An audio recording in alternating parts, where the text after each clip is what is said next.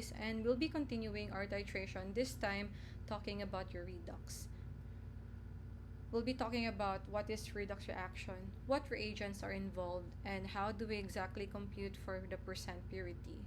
And as you can remember from the previous discussion, we have this acid-base titration type, which is basically your neutralization.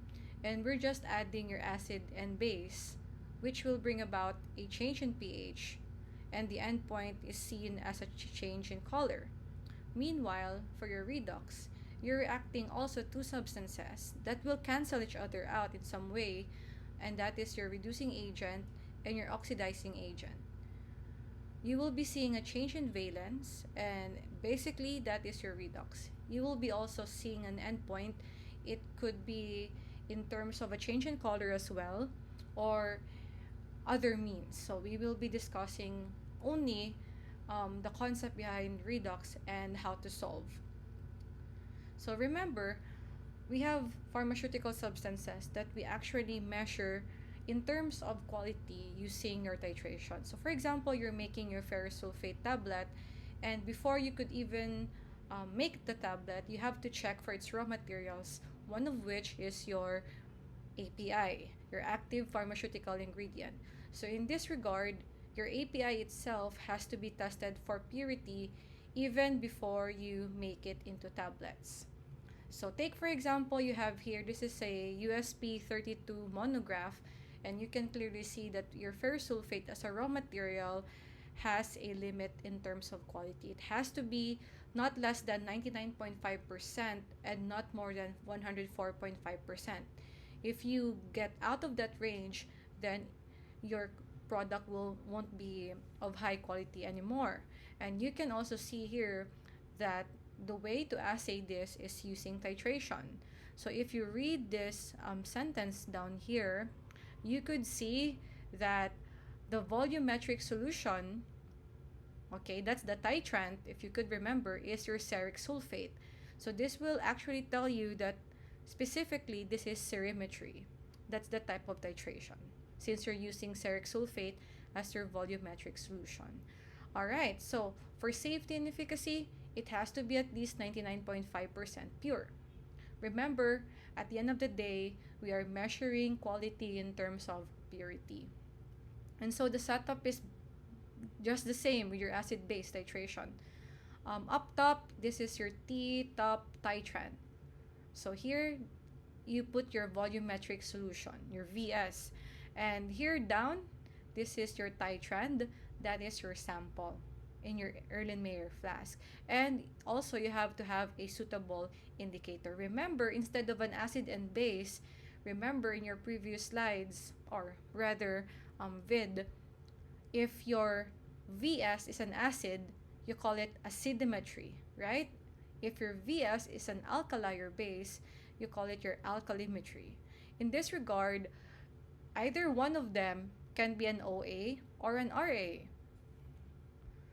So remember this bit because this is really important. You have your very famous mnemonics. You have your Leora and Geroa, but this is an extension. So for Leora, you can actually add VI, so we can call it Viliora, and then your VD Geroa. So what does this mean? This is a useful mnemonics if you want to remember your reduction and oxidation process. So here you can see, if you see a valence increase, it means there is a loss of electrons. And this process is called your oxidation. The one involved is your reducing agent, which is the one being oxidized. So remember this one. Your reducing agent is the one suffering from oxidation. It's the one being oxidized. So your reducing agent, on the other hand, is getting oxidized, and at the same time, it will reduce something else. That's why it's called reducing agent. So what does it reduce? The opposite guy, your oxidizing agent. So in this regard, your oxidizing agent gets reduced by your reducing agent. Okay, this is a process of reduction, and here you will be seeing a valence decrease because there is a gain of electrons. Now don't be confused. When you say reduction, you are not pertaining to the electrons. You are pertaining to the valence. Okay? Reduction in the valence. You're not reducing electrons, you're gaining them. So how does this make sense? Remember, your electrons are negatively charged. They're negative. You're basically adding something less, right? So gaining negativity, in short, will make something less positive. If you're gaining something negative, you become less positive. Hence, valence will decrease if you gain electrons. So remember this, your redox works simultaneously. One gets reduced, in this case, your oxidizing agent, the other one gets oxidized. So don't be confused, it has to be hand in hand. So here are some important pharmaceutical redox titrations. First is the permanganometry. And as you can see, the word itself would suggest that the VS, the volumetric solution being used, is permanganate or potassium permanganate. So here KMnO4, this is your VS, your standard solution. And the primary standard, again, remember your primary standard is used to calibrate your standard solution. And here we have a representative ion. So remember, during redox titrations, you put them into solution and they become ions, right? So permanganate ion, representing your KMnO4, will gain 5 electrons, becoming manganese ion. So if you remember the mnemonics, gain electrons, that's your GEROA, meaning to say your permanganate ion gets reduced. Not really a hard rule, but usually oxygen-containing compounds are oxidizing agents. You have your cerometry, and this is your ceric ion from your ceric sulfate, becoming your cerous ion. Okay, so next is, what is the chemistry behind redox? Say hello again to your periodic table of elements. So this is really useful because obviously you are going to use this to see the valence change. Okay, and how would you know the valence change if you don't know what are the oxidation states of your elements? So if you have your table of elements, look at the upper right portion. That would usually be the position where you will see your oxidation state. So for example, you have your iron. It can either be ferric +3 or the lower version +2, that's your ferrous. Okay, so meaning to say your iron can be ferric or ferrous. So take for example, you have your sample, ferrous sulfate, no? Ferrous, iron 2. Remember, if it ends with OUS, it's usually designated to the lower valence of the same element. Okay, if it ends with IC, it's the higher valence or higher oxidation state. So in this case, the question is this: is ferrous sulfate an OA or an RA? So remember, if 2 becomes 3 in this situation, then it means you are increasing the valence. So valence increase, that follows your veliora. It loses electron by 1. It is the one oxidized. Therefore, your ferrous sulfate is a reducing agent. It will reduce another substance, in short. It's the one oxidized, it will reduce something else. Now take for example your ceric sulfate. Okay, so ceric is your cerium 4 and your cerous is your cerium 3. And you can clearly see here, it gains 1 electron, therefore there is decrease in valence. So it will follow your VD0. Valence decrease by gaining electrons. It's the one being reduced and it's your oxidizing agent. Okay, look at this. Your redox again is composed of 2 individual steps, reduction and oxidation. They have to be coexisting. Ceric sulfate is your standard solution for cerometry. Look at this. One of the samples that you can test using this method is ferrous sulfate. Exactly, because the other one is an oxidizing agent, the other one is a reducing agent. So it would make sense that you can use this method to test ferrous sulfate, right? Now, we are approaching calculation, and you have to remember that the number of electrons lost or gained is useful during calculation, specifically for the equivalence part. Reminding you, for the percent purity equation, we still have the same formula. V times N times MEQ divided by weight times 100. In the previous vid, you remember that MEQ is easily solved by this equation. Molecular weight of sample divided by, this time, its number of electrons gained or lost. Before, in your acid base, you are counting the F, the factor. So this is just a review. Just remember, the volume and normality comes from your titrant. That's the one on the burette on top, right? But for your milli equivalence and the weight, it's from your sample, your titrant. In short, what you're trying to solve here in terms of purity is that of your sample, and you are concerned with its molecular weight, and during titration, how much of that sample in terms of electrons has it gained or lost, and its weight.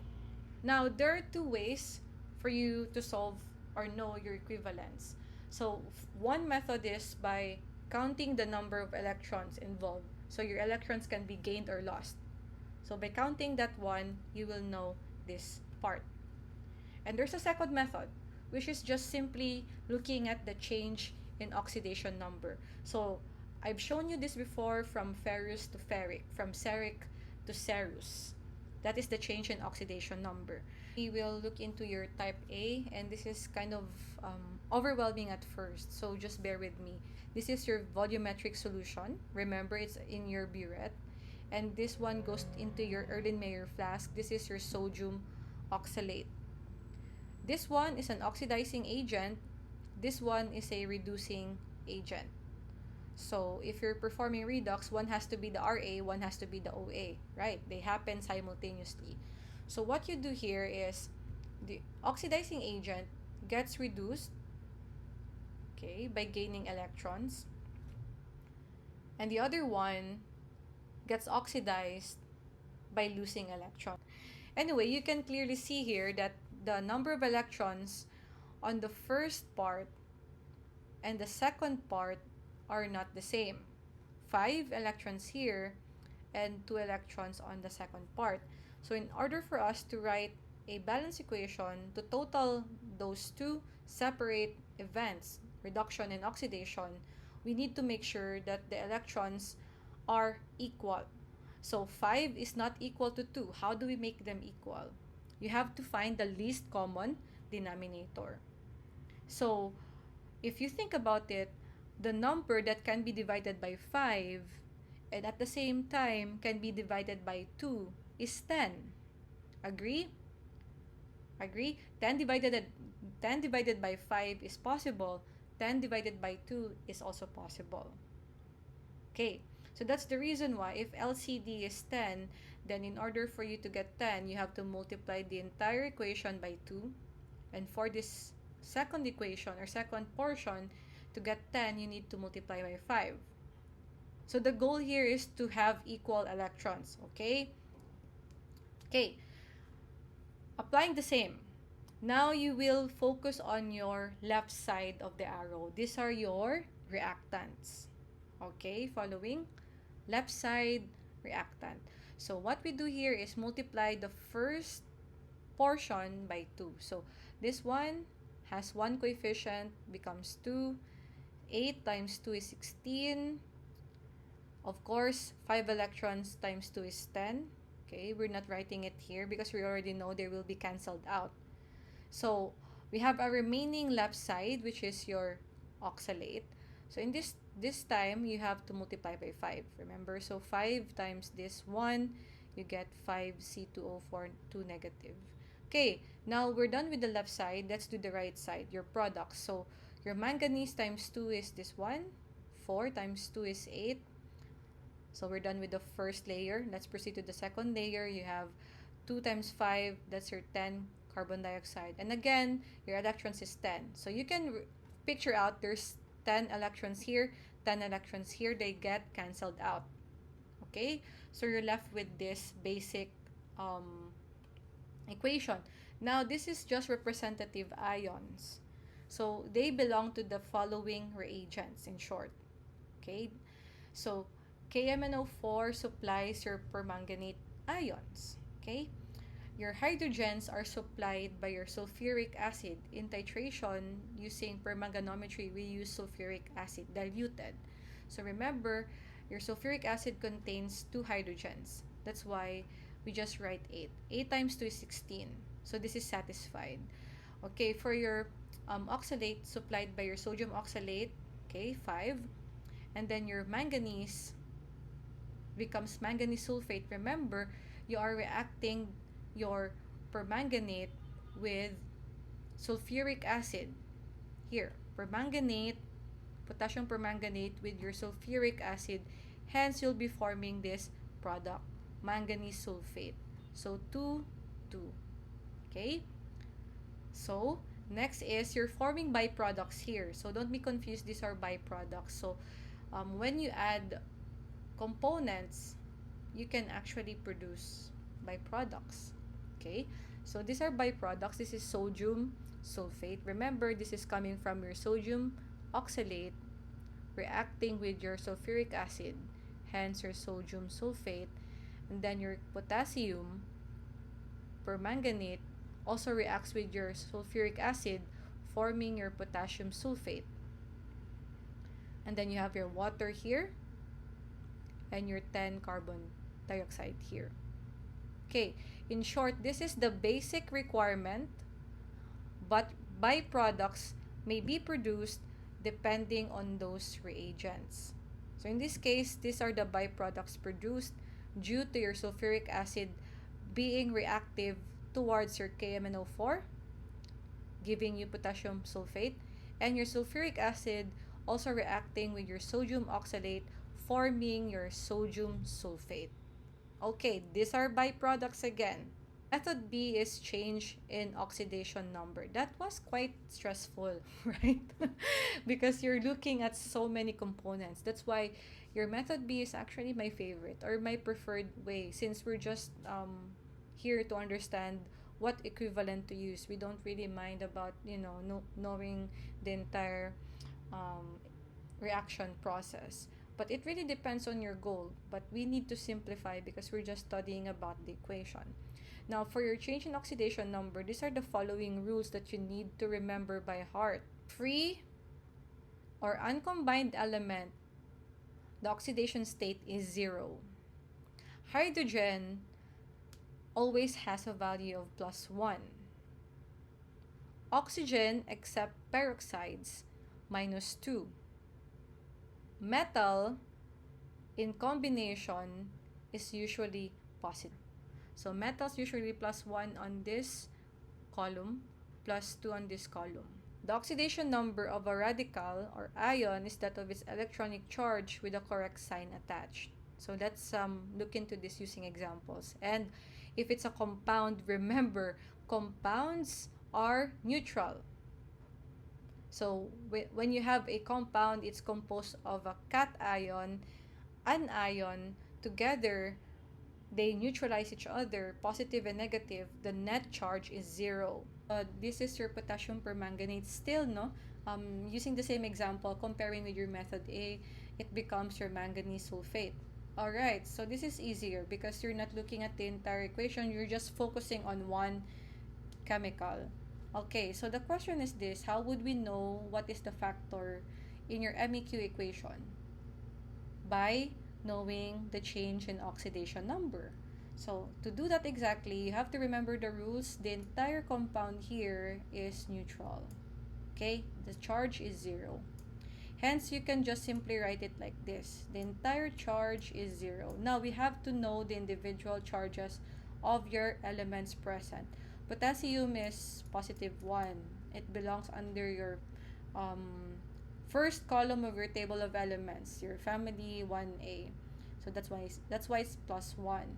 Now, your manganese, if you look into your table of elements, it has 2 oxidation states. If you don't know what I mean, just look into your table of elements. So it's actually X at this point because we don't really know. We can't be sure. Your oxygen again is -2, except if it's peroxide. In this case, it's not a peroxide, so we can just say -2.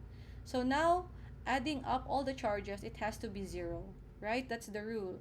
So K is 1, just one of it. So that's 1 times 1, 1 plus your manganese. Your manganese is just 1. So you have x, 1x. 1 times x is 1x. Plus your oxygen, 4 oxygens times negative 2, you get your negative 8. So if you are to isolate x, your 8 goes to the other side. So from negative, it becomes positive. And your 1 also goes to the other side. So from plus 1, it becomes minus 1. Hence, your x here is 7. Okay, so you can say that, okay, this manganese here is actually 7. Okay, so let's now go to your next side of your arrow, which is your product. So remember, from here it becomes this. Okay, so we will see your manganese here is also x. You don't know. Again, the entire compound is 0 in terms of charge, so you can just write 0. Your manganese is x, and it's manganese sulfate. Remember, your sulfate is an ion itself, SO4 negative 2. Remember, this is sulfate ion. But if you look at this, don't be confused, because the entire ion is just one sulfate ion. That's why if you write this down, this is 1 times negative 2. Right? So this is plus negative 2. You don't do 4 times negative 2. No, that's wrong. Because you're looking at the entire sulfate ion. Your sulfate ion is SO4 negative 2. And this is just one sulfate. 1 times negative 2 is negative 2. Hence, your x here is 2. Now, look at this. From 7, it becomes 2. That's why you can clearly see that it gains 5 electrons. That's why from 7, naging 2 na lang siya. Okay? So, see? It's easier. You still get 5e compared to your method. What? Method A. So, let's get the second example. So, this is your arsenic trioxide. And it becomes your arsenate ion. So, let's just do the same. Let's practice. The entire compound is neutral. So, 0 equals, again, oxygen is negative 2. You know this. So, it's easy. This is x. You don't know. So, you can just 2 times x is 2x. Plus 3 times negative 2 is negative 6. So, that's just to shortcut. 6. And then, since it's 2, divide both sides by 2. So, you just write it like that. Right? So, 3. Okay, so it means the arsenic here is 3. Now, at this point, can you see something weird? Your arsenic trioxide contains 2 arsenic, while on your product side, it has just 1. So, later on, we need to reconcile that. Okay, so let's just focus first here. Now, we will reconcile later on. So, your AS here is X. And you know your oxygen is negative 2. So, you can, okay. Now, this is a special case because you're producing an ion. So, remember, if you don't see a number, this suggests it's negative 1. So, in writing, you will put negative 1 because that's the total charge of the entire ion here. So, your equation becomes 1 times x is still x plus negative 6. 3 times negative 2 is negative 6. Okay? So, x here is negative 1 plus 6. We can write it like this. It becomes positive. So, x here is 5. The difference is 2 electrons. Right, but remember, it's not equal because your AS here is just, here it's 2 and in this side it's 1. So, to make up for that, you need to multiply this by 2 para balance siya. So, in reality, there are 4 electrons involved. Okay? In the other case, it's not applicable since your manganese is 1 and your manganese here is 1. No need for you to multiply. In this case, you have to multiply because it's not fair. This one is 2 elements or 2 two atoms of the same element, this is just one. So you need to reconcile the number by multiplying by 2. So later on, when you're using arsenic trioxide as your compound, this will be the F. So you'll be doing something like molecular weight over 4,000 for the MEQ. Okay, I think you will notice that in your book as well. When it comes to arsenic trioxide, it's divided by 4,000, and this is exactly the case for electrons. What do you think? Is it gained or lost? It's lost. So from 3 it becomes 5, so it becomes more positive. It loses 4 electrons. Okay, so that is your method B, and C, it's really easier. There are some cases wherein it's not a compound, but rather just an element taking, how do I say this? Getting involved with your redox. If that's the case, you don't need the molecular weight. Since it's just an element, then atomic mass will be applicable. And then just divide it by the change in oxidation number. Now, if you have a molecule comprised of different atoms, of course, then in order for you to know the equivalence, you need to get the molecular weight divided by, again, the total change in oxidation number. And that is the case that we were seeing in this example. We are dealing with complex molecules. So please do this in your notebook. Try to know what element is involved. So previously, you saw that it's manganese and arsenic. So this time, how about for this example, this is your potassium dichromate and you have your ferrous sulfate. So let me know what element is involved and what is the change in the oxidation number.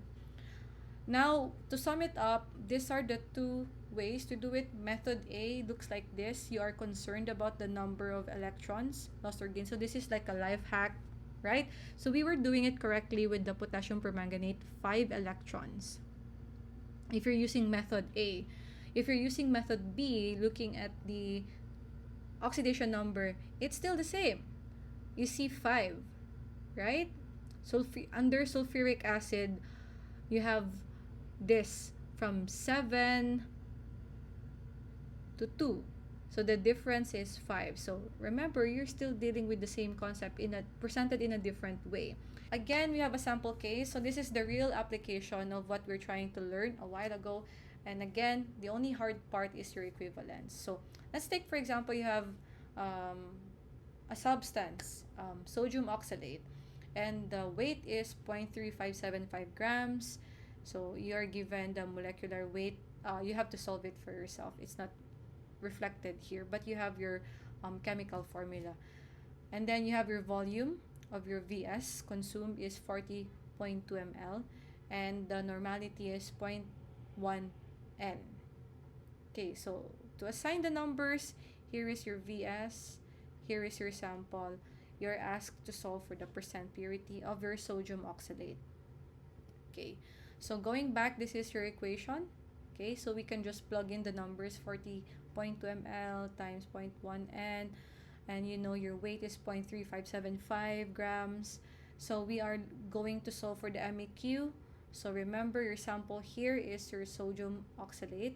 So in order for you to get the molecular weight of your sample, here on top, you have to add all the atomic weights. So 2 sodiums times 23, 46, 2 carbons times 12, 24, and oxygen is 4 times 16. That's the atomic mass, giving you 64. If you sum them up, you will be getting the molecular weight of the entire molecule, 134. So that becomes your molecular weight of sample. Now, how would we know the factors? So again, going back, you have your oxalate ion becoming carbon dioxide. So your sample is sodium oxalate, and again, by theory, it will become carbon dioxide. Carbon dioxide. Okay, so let's just try to balance. We will put 2 here. So 2 carbon, 4 oxygen. So that's already good. Okay, so remember, this is represented by your oxalate, but this will do. No? If you represent it with ion, it will become like this. C2O4, that's your oxalate. -2. So that's the charge of your entire molecule here. So that's why you can see, no, the sodium becomes 2 because this is by crisscross. If you look at this way, your 2 here, your 1 is here. So let me just group them for your visuals. So that is why it's neutral, right? So 2 times 1 is +2, 1 times -2 is -2, hence you have a neutral compound, 0. Okay, I hope you know how that works in terms of chemistry. So let me just delete this part here. So that's a sign. What if you don't know the electrons involved? You can just memorize, like some students, they don't bother to know the reason behind. They just memorize it has to be 2 when it's sodium oxalate. That's also nice if you're trying to save memory, but if you really want to be more involved in the learning process, then I suggest you know the chemistry behind it. So let's just take this.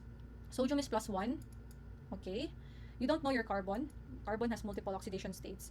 Your oxygen is -2. That's what you know. So again, this is a neutral compound, so you can just put 0. So you have your 2 times 1 plus 2x. That's for your carbon. And your oxygen is here is -8. So plus -8, I'm sorry. So 2x here gets isolated. You have your -8 moving to the other side, giving you 8. Your 2 here becomes negative. So your x is 6 divided by 2 gives you 3. Okay, so what now for the other side? So you have here your carbon dioxide.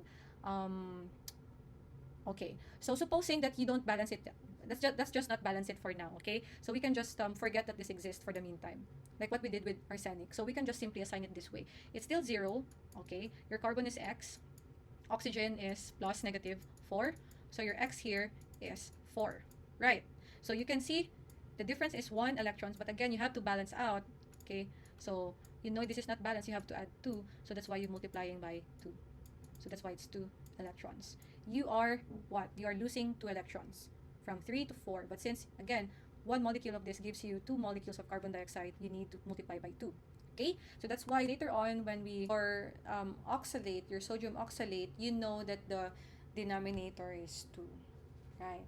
So that method there that I showed you is in cases wherein you don't know, you don't memorize the number of electrons. So it's useful to go back to basics, but if you want, you can just just memorize the oxidation number instead using this table. It's really up to you, but for me, I'm more comfortable with knowing the chemistry behind it. So again, I know that oxalate ion basically becomes carbon dioxide. Okay, so 134 divided by 2 times 1000, that's your 0.067. So now we can just assign your numbers and you'll be getting 75.34%. So that's it for the percent purity. So before I end this slide, I would like you to try the sample problem. So let me know after the vid, kindly compute, and in the comment section you can just type your answer. I'll let you know if it's correct or not. So thank you for your time, and I hope you find this helpful. Redox titration is different again from your acid base because you have to know the number of electrons lost or gained, or you can also look into the oxidation number if it decreases or increases, and by how much that will dictate your factor. Bye bye.